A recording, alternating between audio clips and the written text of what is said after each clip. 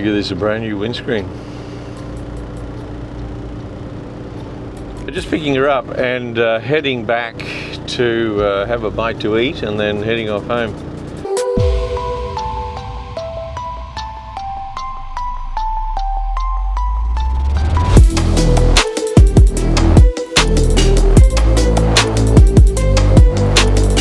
I dropped this off on the 2nd of February and today's the 27th, so 25 days without it, and that means 25 days without driving it. And like any unfamiliar car, it takes a while to get used to being back behind the wheel. Manual transmission, truck-like suspension, mirrors that aren't really pointing where they really need to point, and it's raining.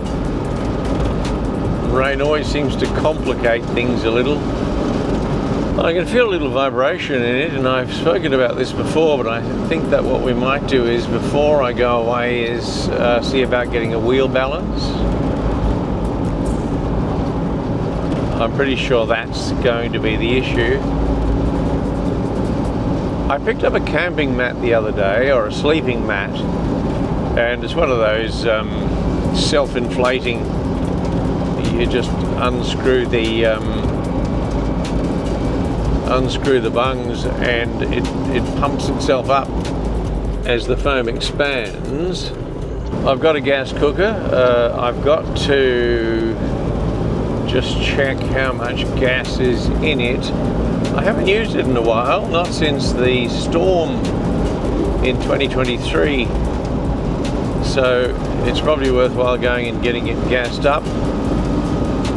It's, I think, about a 4.5 kilogram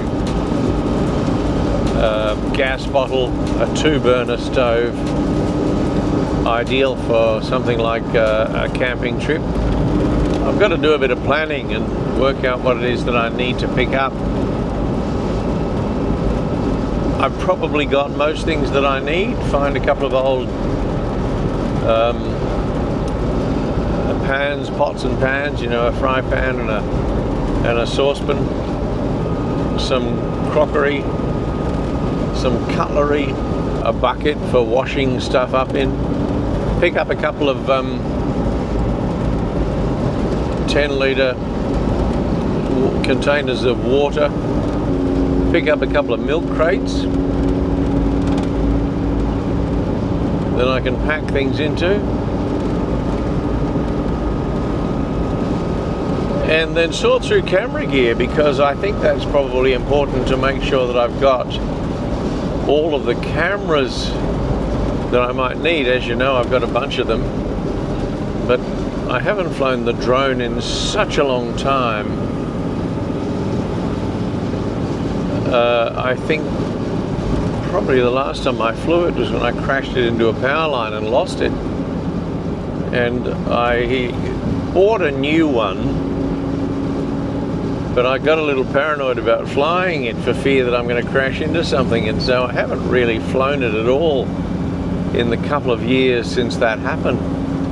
So drag that back out, charge it all up. I mean, I do charge the batteries regularly to make sure they don't die altogether. But then look out all of the cameras that I do want to take with me.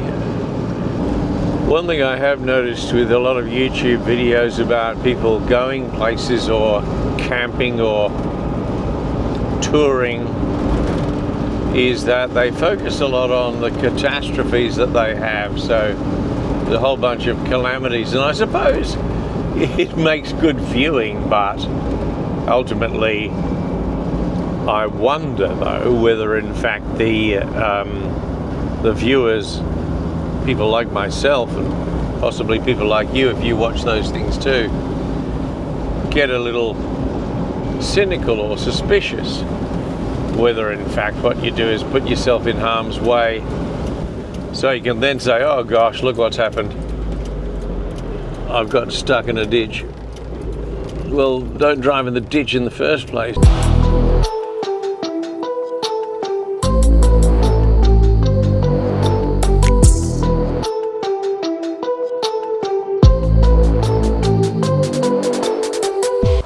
How do things just disappear? I don't know. Well, obviously they just can't. You can retrace your steps and you can wander up and down and you can look in all the places that you think something should be, only to find that it isn't. And such is the case with the shed key. Now, I had it yesterday and I used it and I opened and then closed and locked the shed. But sometime between then and now, it's gone missing, and I just don't know how that can be because it always goes back to the same place. Anyway, it has. So it'll turn up. But fortunately, there is a second one, but it's puzzling. Anyway, look, what we have to do is do some prep work. I've got a bunch of stuff for the Troopy, for that shakedown trip that I spoke to you about.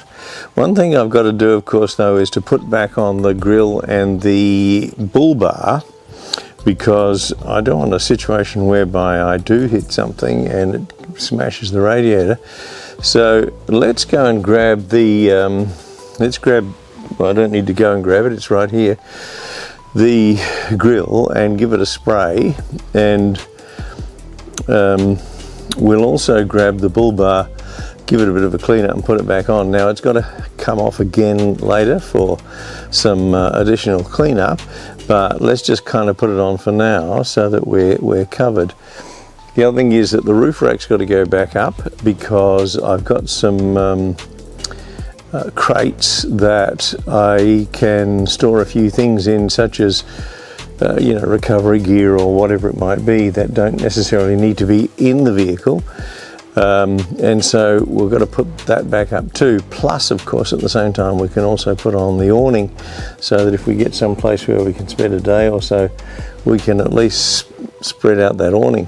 So let's get stuck in, grab that grill and the paint and see if we can give it a spray. First of all, we have to clean it up though, because remember, we did paint this and it didn't turn out all that successful. So let's make sure that we've got rid of all of the traces of that old paint. Well, things don't vanish, they just get temporarily misplaced. So it was actually down by the garage, and obviously as I'd pulled my keys out of my pocket, it had jumped out with those as well and landed on the ground and stayed there. Anyway, look, what do we got? Oh, okay, look, I've cleaned this up in preparation for some painting, and dragged around the roof rack, and I've got to put that on now. At the moment, this is facing the wrong way, so let's walk around. This is the, let me think about this. Oh, I see. So it goes on this way actually. This is the way it goes on, with that side there being to the left of the car. And then that front rack there. This basket then fits on the whole lot. This looks pretty good, I reckon. We got the roof rack and the basket on. It wasn't easy because the front rail, this one here, needed to be lined up, so I had to put that frame on, then the basket on, and then line that one up with the basket.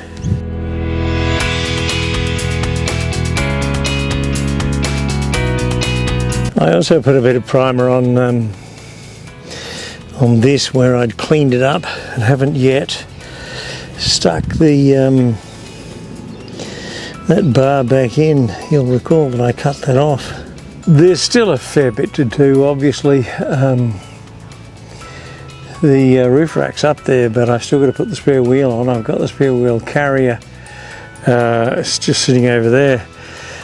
Put the spare wheel on, and then the grill, which you've just seen, the bull bar, which you've just seen, and then I can throw a few things in here. In essence, a camping trip for a few days. So what do you need? I've got I've got quite a few things. I've got the camp bed, I've got some water bottles, a couple of which will go inside and one of which will go on top. I'll buy fresh water, spring water in the 10-litre containers. I've got some milk crates that I can stack things in. It's just a matter of getting things like recovery gear and jack, and a lot of that stuff is just sitting there in the shed, so it's pretty easy just to throw it in. Things like jumper leads and a few tools. I've got a tool bag which I can throw a few things in, so it's not going to be too difficult. But look, I'm done for. It's pretty hot, and getting that roof rack on was as always more difficult than one expects. So I'll see you again tomorrow. So there's a couple of things I want to do today, and one is to get out the 270-degree awning and have a look at that bolt that we had to cut off, see if we can just replace that with a regular bolt. And then the other is to see if those windows freely move, and I don't know whether they do or not. I've never tried them, but let's see if they will. So we'll open her up and have a look at those too. These are not rounded at all, as I thought they might have been. They're just a regular bolt with a nylock nut on the top. So I'm guessing that the damage is actually done to the track. However, if we can hammer that back out, I'm sure we'll be able to find something that will work and find ourselves a new nylock nut.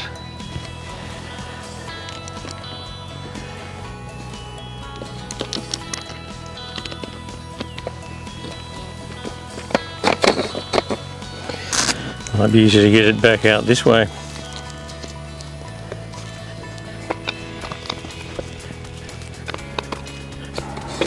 See, there's actually nothing wrong with that, with the head of that at all. So it's obviously chewed out. You can see it there. So if we shift it slightly so it's not in exactly the same place, we found one, and we'll put it in the top.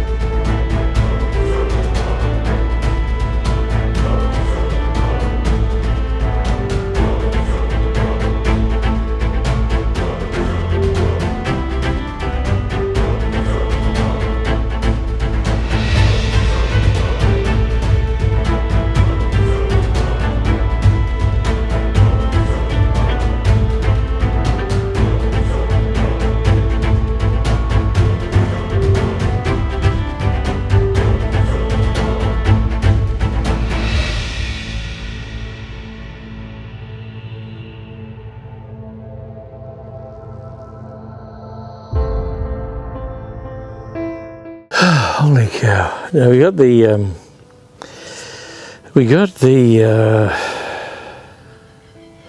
you see, that's what happens. You sit down and then you've forgotten completely what you did. We got the 270-degree awning on. We've got the grill on. I'm going to grab the pressure washer now and see if we can spray out those channels. But in the meantime, we just got to take a break. So let's have a rest.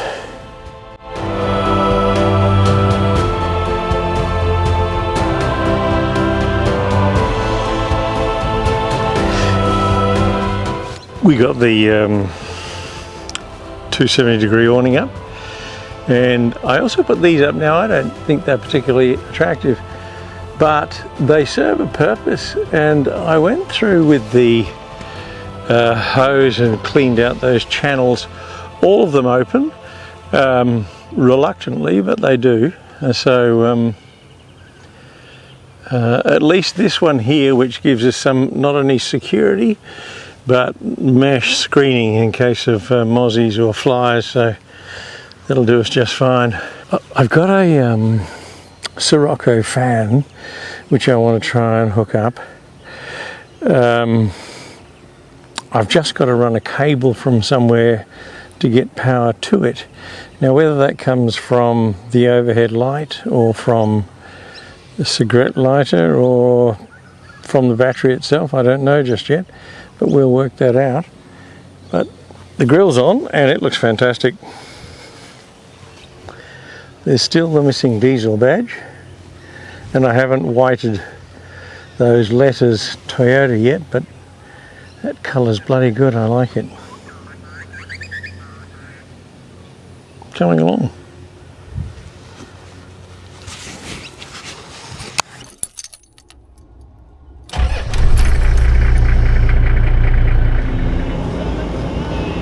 If we can't set off on a trip with the mirror pointing at the ground, let me just stop and fix that. On the road again, I can't wait to get on the road again, where the something other is my friend, and I can't wait to get on the road again. Fooled you. I'm not actually on the road, but the last couple of days have been exhausting, and Millie's in at the dog tours today, and so I've got to go and pick her up a bit later on. So I'm going to take it easy and go and get myself some fish and chips. And then I'll feel better.